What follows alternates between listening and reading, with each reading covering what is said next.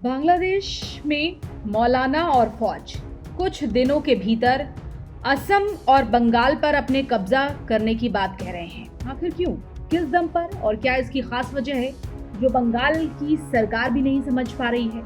ऐसे में सवाल यहाँ भी उठता है कि बीएनपी लगातार प्रोटेस्ट कर रही है। बीएनपी के प्रोटेस्ट की असल वजह क्या है? बांग्लादेश के कई आर्मी के कई ऐसे रिटायर्ड अधिकारी ये दावा कर रहे हैं कि जल्द ही बंगाल और असम पर अपना कब्जा होगा। तो क्या वाकई ऐसा होगा? भारत सीमा पर अलर्ट क्यों है? मानवाधिकार वाले आखिर कहां गए? यूएन क्या सो रहा है? और क्या बांग्लादेश भी अब पाकिस्तान की तरह आतंकिस्तान बन रहा है? नमस्कार, आप देख रहे हैं इंडिया 27 और मैं हूं आपके साथ नंदिनी भारद्वाज। तो क्या अब पाकिस्तान की तरह अब बांग्लादेश भी आतंकी मुल्क बन रहा है? बांग्लादेश में सांप्रदायिक हिंसा आखिर रुकने का नाम क्यों नहीं ले रही है? प्रशासन और सरकार क्या इसमें शामिल हैं? इन तमाम सवालों का जवाब जानने की हम कोशिश करेंगे अगले कुछ मिनटों में।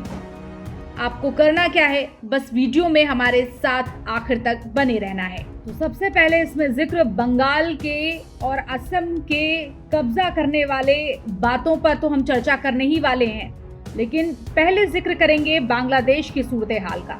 बांग्लादेश सरकार द्वारा मुस्लिम कट्टरपंथियों की जगह हिंदू संतों को गिरफ्तार करना, मंदिरों को जलाना, घरों को लूटना, आधी आबादी के साथ भयानक कृत्य करना, चिन्मय प्रभु की गिरफ्तारी और उसके बाद बांग्लादेश में हिंदुओं पर जैसे आपातकाल से भी ज्यादा बुरी दशा चल रही है।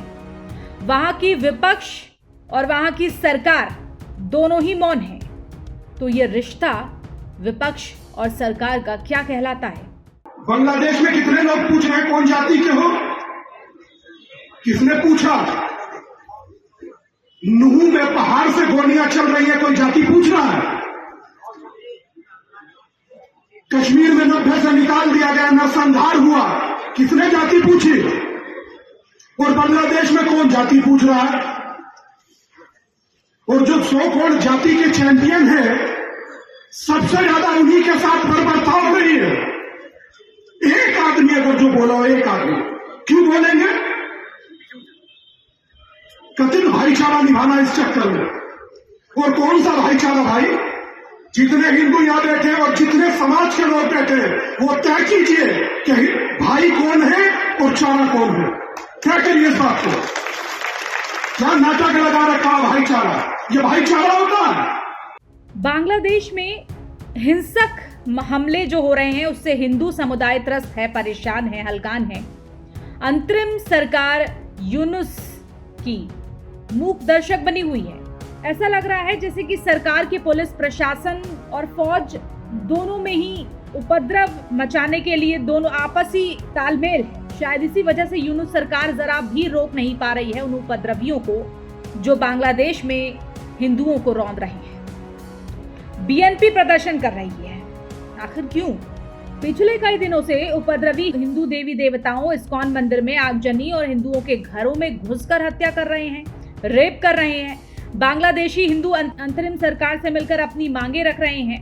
हिंदू और अल्पसंख्यक समुदाय यूनुस सरकार से सेफ्टी और सुरक्षा के लिए कुछ मांगे कर रहे हैं। सुनवाई जीरो है। अगस्त में भी हिंदू समुदाय ने यूनुस सरकार के सामने अपनी 8 सूत्रीय मांगों को रखा था, लेकिन उन मांगों पर तो कोई सुनवाई नहीं हुई। मांग क्या है, चलिए वो भी जान लेते हैं। कहीं ऐसी मांगे ना हो कि यूनुस सरकार पूरी ही ना कर पाए। उन मांगों को जान लेना जरूरी हो जाता है। तो इसमें पहली मांग है कि हिंदुओं के अत्याचार से जुड़े मामले के लिए स्पेशल ट्रिब्यूनल गठन की मांग की जा रही है ताकि जो तमाम मामले चल रहे हैं उनका निपटारा हो सके। पहली बात। दूसरी बात ये कि बांग्लादेश में अल्पसंख्यक मंत्रालय के गठन की मांग पुरजोर तरीके से उठ रही है जो कि सुनी नहीं गई। तीसरी बात, हिंदू देवी देवताओं की संपत्ति के लिए कानून बनाने की मांग की गई है, वो भी नहीं सुनी गई। चौथी बात, दुर्गा पूजा के लिए 5 दिनों की छुट्टी की मांग की गई थी। अल्पसंख्यक समुदाय के ट्रस्ट को अपग्रेड करने की मांग की थी, वो भी नहीं सुनी गई। पांचवी, अल्पसंख्यकों की सुरक्षा के लिए एक कानून बना दिया जाए। यूनुस सरकार से इसके लिए भी दरख्वास्त की गई थी, लेकिन वो दरख्वास्त भी नहीं सुनी गई। छठी बात, इसके अलावा अल्पसंख्यक समुदाय जो बांग्लादेश में रह रहे हैं उनकी सुरक्षा से जुड़ी 3 अन्य मांगे भी थी जिन पर तो जरा भी ध्यान नहीं दिया यूनुस सरकार ने। तो ये तमाम मांगे हैं जो मोहम्मद यूनुस सरकार ने न सुनी है, और पूरी करने की बात तो दूर है, और शायद उसी के बाद इतना विरोध प्रदर्शन देखा गया हिंदुओं को, और फिर विरोध प्रदर्शन रौंद दिया गया सरकार और प्रशासन की तरफ से।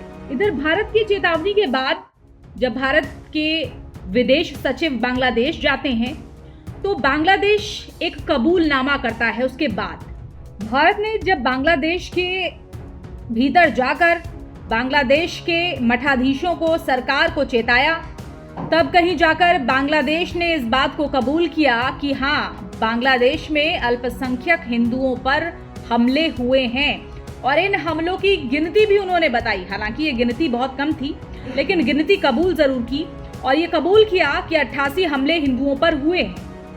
कबूल किया कि बांग्लादेश में तख्ता पलट के बाद हिंदुओं को निशाना बनाया गया लगातार। यूनुस सरकार ये मान रही है कि 88 बार हुए हिंदुओं पर हमले, जबकि पहले बांग्लादेश सिरे से खारिज कर रहा था कि बांग्लादेश में तो चैनो अमन है, हिंदुओं के साथ कुछ नहीं हो रहा है, जो भी अल्पसंख्यक हैं बड़ी खुशी खुशी से रह रहे हैं। तो इस वक्त राजधानी ढाका हो या फिर बांग्लादेश, कोई भी हिस्सा हो बांग्लादेश का, मुजीबुर रहमान के कॉलेज हो, हिंदू छात्रों की पहचान कर जहां पर पीटने की तस्वीरें वायरल हो रही हैं जहां से, और दूसरी जगह जहां कत्लेआम हिंदुओं का सरेआम हो रहा है, बहुत जुर्म की इंतहा पार की जा रही है।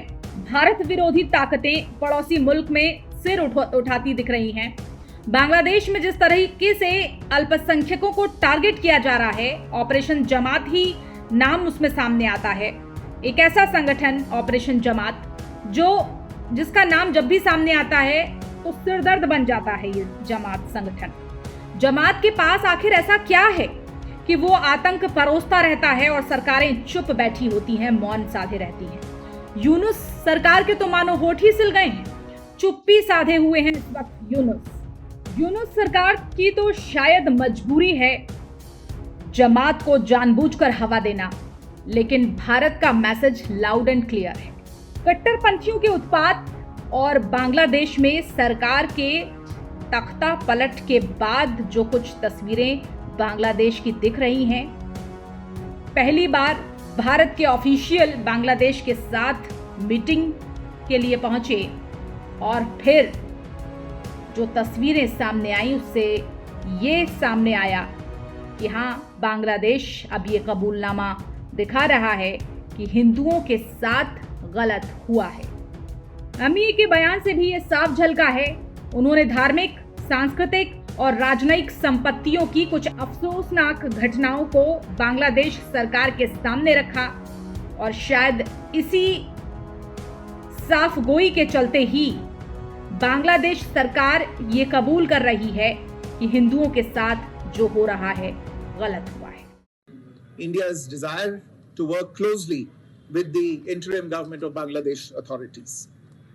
At the same time, we also had the opportunity to discuss certain recent developments and issues, and I conveyed our concerns, including those related to the safety and welfare of minorities.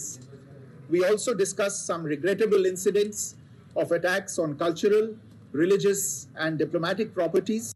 A constructive approach on all these issues by the Bangladesh authorities, and we look forward to moving the relationship forward in a positive, forward-looking and constructive direction. महत्वपूर्ण पहलू ये भी है कि ISKCON तो एक बहाना है, करोड़ों हिंदू शायद निशाना है। बीएनपी ने ढाका से लेकर भारतीय बॉर्डर तक एक जोरदार प्रदर्शन किया, मार्च निकाला, और ये केवल मार्च नहीं था, बल्कि बांग्लादेश में भारत विरोध को एक मुद्दा बनाकर पेश करना था, और ये एक भारत विरोधी सियासत मजबूत करने की कोशिश थी। कैसे, आइए उसको भी समझते हैं। इधर ममता बनर्जी पश्चिम बंगाल की मुख्यमंत्री, उन्होंने बांग्लादेश की तरफ से जो धमकियां आ रही हैं उस पर अपना बयान दिया, और सख्त लहजे में ये साफ किया कि आप बिहार, असम और अगर उड़ीसा को लेने की बात करते हो तो हमारे हाथ में क्या लॉलीपॉप है, ऐसा सोचना भी मत, हम केंद्र सरकार के साथ हैं। तो ये बात कहती नजर आई हैं ममता बनर्जी। ममता आगे ये भी कहती हैं कि धार्मिक आधार पर अत्याचार कहीं भी हो बर्दाश्त नहीं होगा, नाकाबिले बर्दाश्त है। बंगाल और असम में बांग्लादेशियों की घुसपैठ कुछ बड़ा तो नहीं करने वाली, ऐसी आशंकाएं भी पश्चिम बंगाल में लगातार जताई जा रही हैं और पूरे देश में बांग्लादेश की तरफ से जो धमकियां मिल रही हैं उसके पीछे असम और बंगाल के मुसलमान हैं जो उनकी ताकत है इसके पीछे।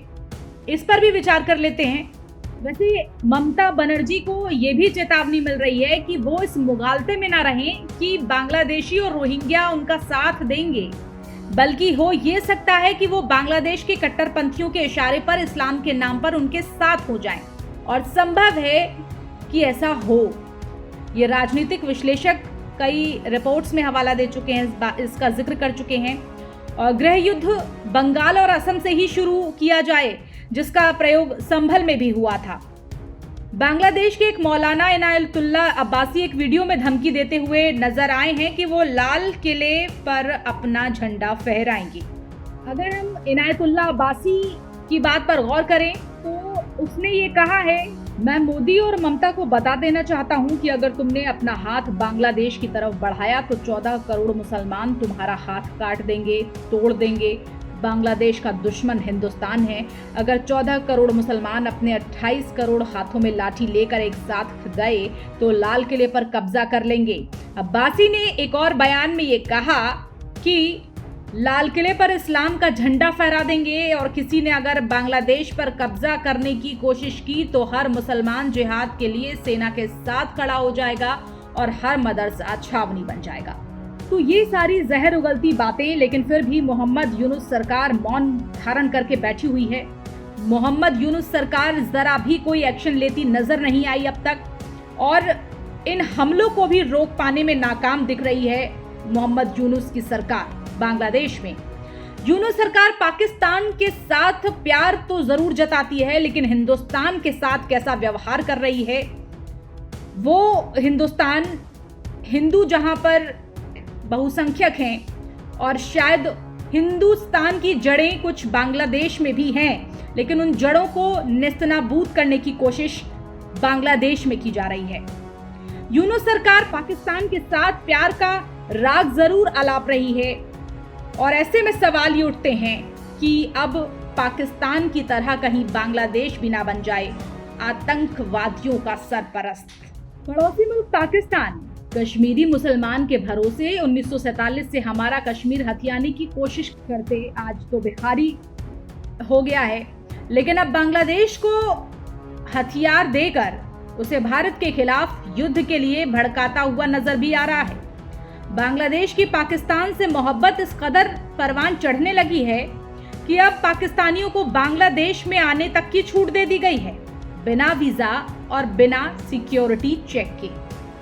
तो ऐसे में सवाल उठना ये लाजमी है कि बांग्लादेश पर जो हिंदुओं पर अत्याचार हो रहे हैं उन पर कोई सवाल क्यों नहीं उठा रहा, क्यों नहीं यूएन कोई दबाव बना रहा, क्यों मूक बधिर बनकर बैठा हुआ है मानवाधिकार।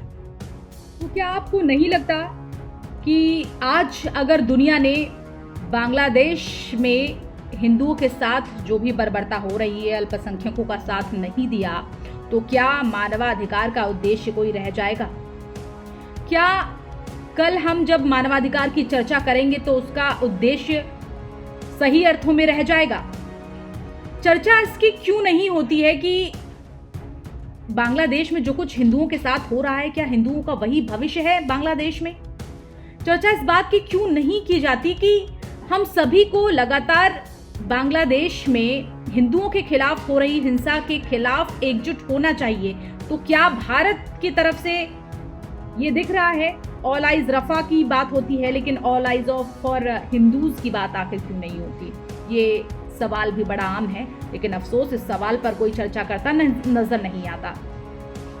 तो ऐसे में क्या ये मानवाधिकार आयोग को नहीं बताना चाहिए कि हिंदुओं का भी एक मानवाधिकार है और बांग्लादेश में उसे अस्तित्व में होना चाहिए, जो कि अस्तित्व में दिखता नहीं? उस मानवाधिकार की चर्चा वहां पर क्यों नहीं होती? उस सरकारी नरसंहार के फरमान की चर्चा क्यों विश्व पटल पर इस वक्त नहीं दिखाई देती?